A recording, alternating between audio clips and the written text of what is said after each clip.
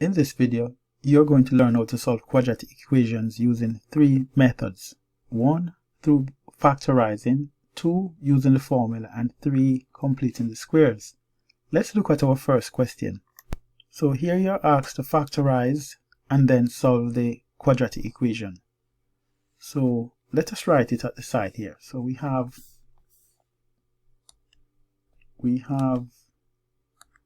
x squared plus x minus 56.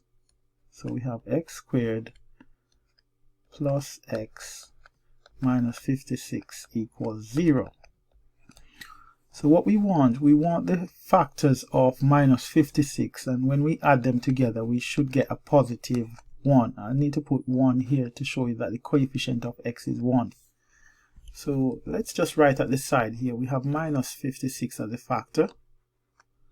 So we want two factors of 56 that when we add them together we get positive 1. We know that 7 times 8 is 56.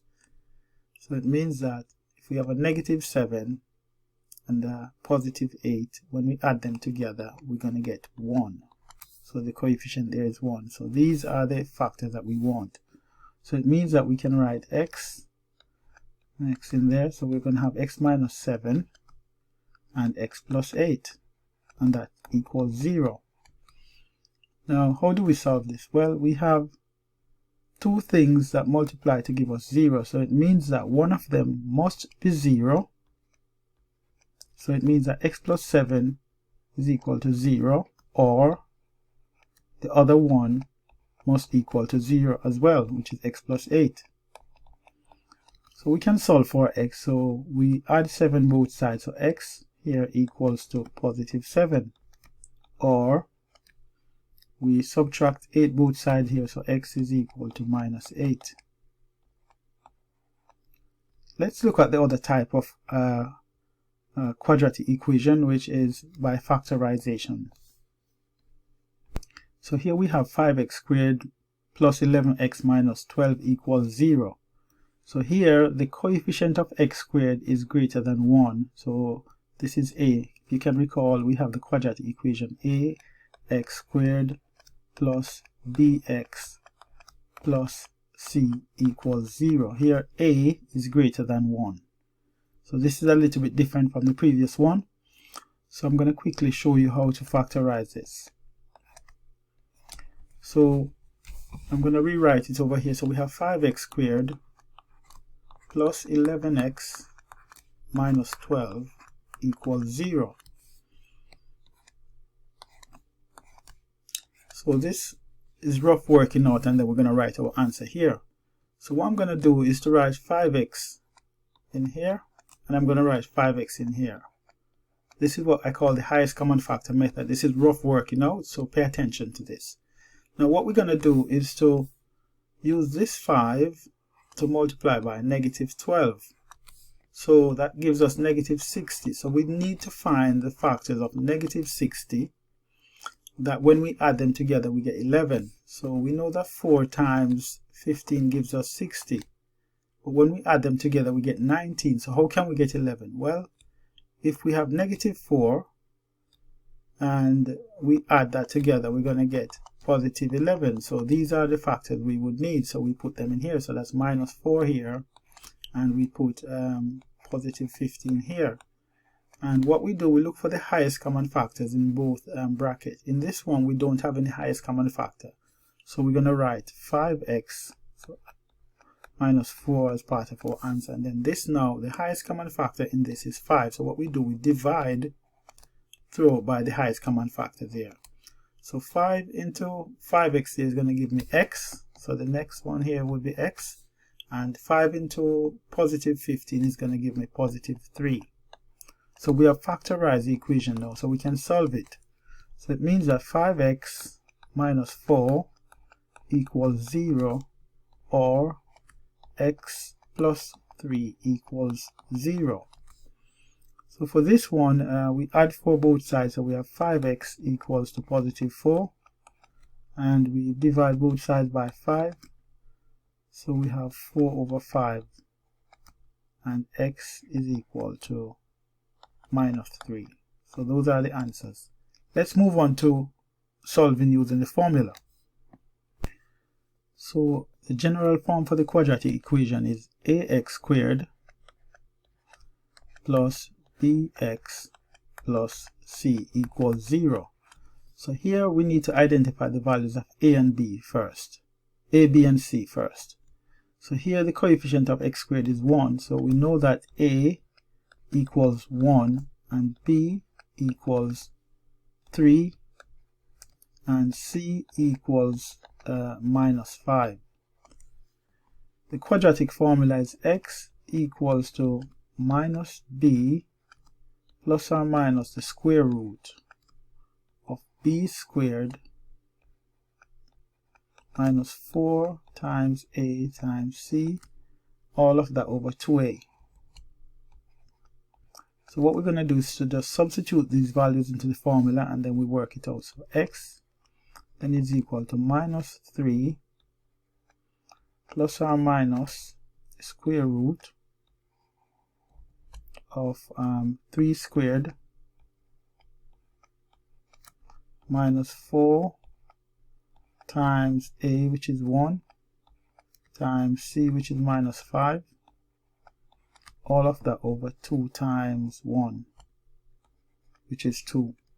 Let us work out what is underneath the square root sign. So we have 3 squared and that gives us 9, and minus 4 times 1, that's minus 4 times a minus 5, that's a positive 20. So what we have underneath the square root sign is positive 29. So we're going to have x is equal to minus 3 plus or minus the square root of 29 over 2. So we have two answers for x. We're going to have x as minus 3 plus the square root of 29, all of that over 2.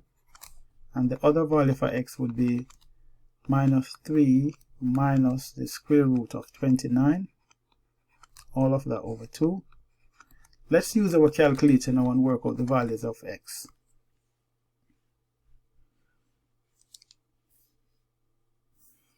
So here is our calculator. So we're going to put in our fraction button there. So we have minus 3 plus the square root of 29, all of that over 2, and we get let me look and see what they want us to do. 4 significant figures, so we count 1, 2, 3, 4. So this should be 1.193. So that's the first value of x, 1.193, and that's 4 significant figures. 4 significant figures.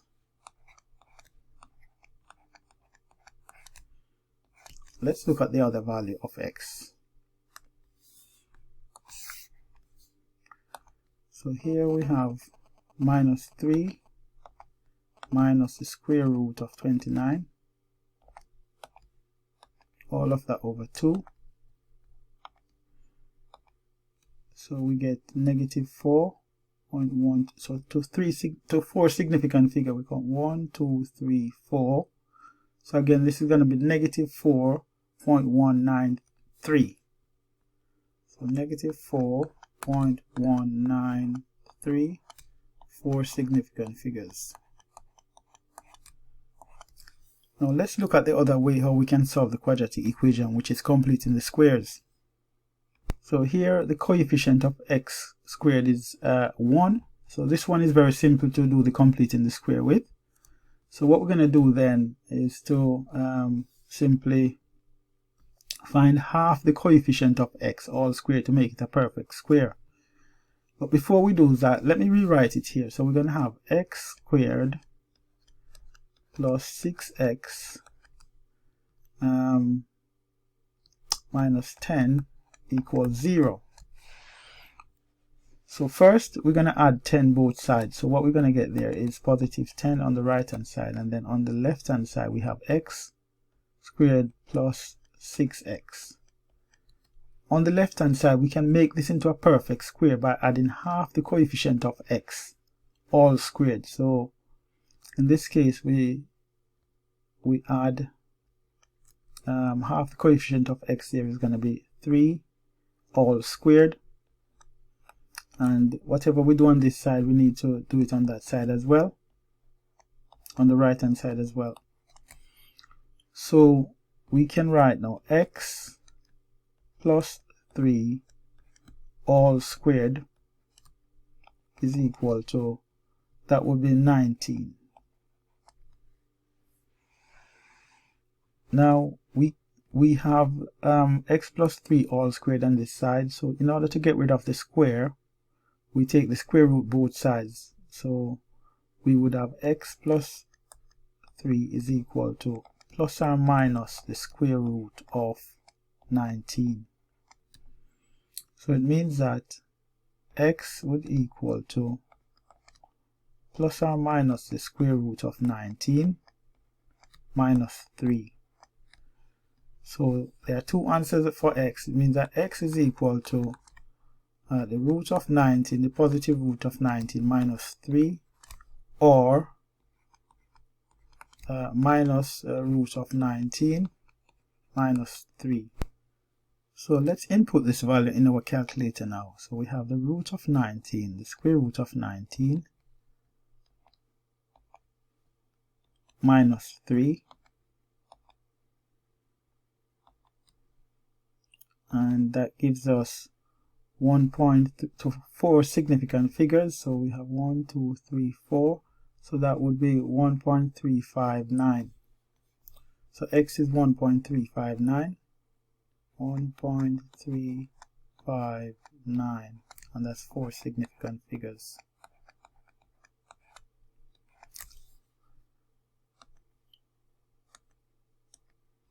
So let's input our other value, which is minus 19, minus the root of 19,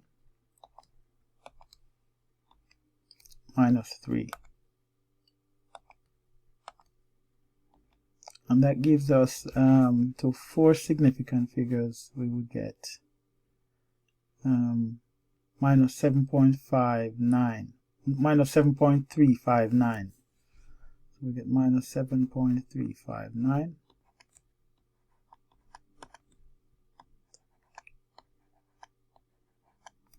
Okay, let's look at the other completing the square where the coefficient of x squared is greater than 1.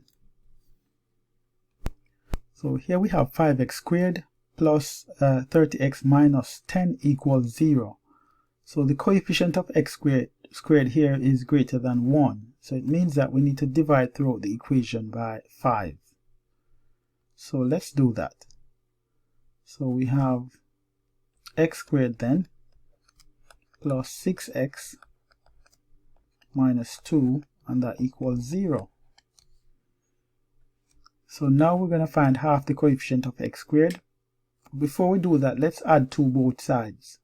Therefore, we would have x squared plus 6x equals 2. So on the left hand side, we can find half the coefficient of x all squared. So half of 6 here would be 3 all squared, so we're going to add that. So 3 all squared, that's 9. So we need to add 9 here as well. Let me just write 3 all squared so that you can understand what's going on here. So half the coefficient of x there, all squared. Okay? Plus 3 squared. So whatever we do on this side, we have to do it on the other side as well. So now we can write this as a perfect square. So we would have x plus 3 all squared. And that would give us 3 3 is 9 and 2, that's 11. So we take the square root both sides, so we would have x plus 3 is equal to the plus or minus the square root of 11.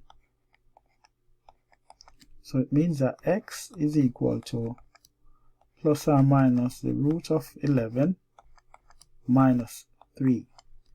So there are 2 answers for x. It means that x can be positive root 11 minus 3, or x can be minus root 11 minus 3. So let's input our values in the calculator now. So we would have the root of 11 minus 3.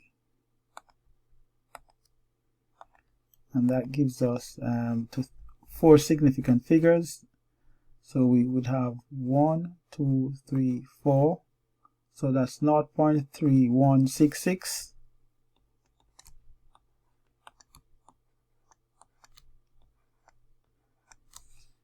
And for this one now, we have negative root 11 minus 3. So we would have negative to 4 significant figures. We would have 1, 2, 3, 4. So this would be negative 6.317.